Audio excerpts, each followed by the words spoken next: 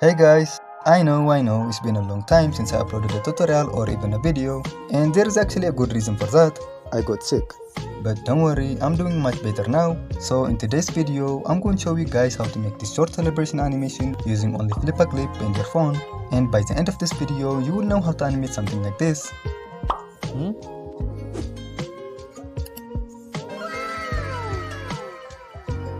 So if you want to learn how to create something like that, make sure to subscribe, and without any further ado, let's get into it. Okay, let's start with the basics. First, let's create a new project and give it a name.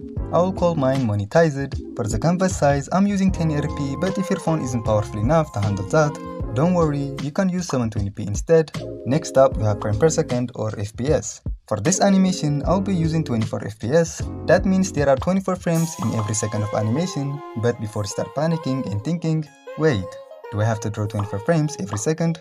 Nope, you actually don't have to draw every single frame. There is a little trick you can use to make animation easier, and I'll show you exactly how later in the video. You can also use 12 FPS if you know, but don't worry, it can still look really good, especially if you're just starting out. For the canvas background, I'll use white, but you guys can choose any colors you want. And now, let's create a project. Okay, now let's add the reference images we are going to animate over.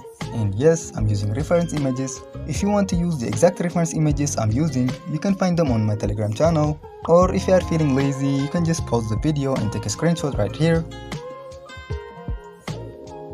Okay, once that's done, let's adjust the reference images a little bit so everything is positioned correctly. Now let's go to the layer section and rename this layer to reference images. Next, create a new layer, then lower the opacity of the reference images layer to around 49%. This will make it much easier to see our drawing while we are animating. Now let's move over to the pen setting. Make sure your pen stability is set to 0%. For the pen size, I'll be using 3 pixels. And now, let's start animating.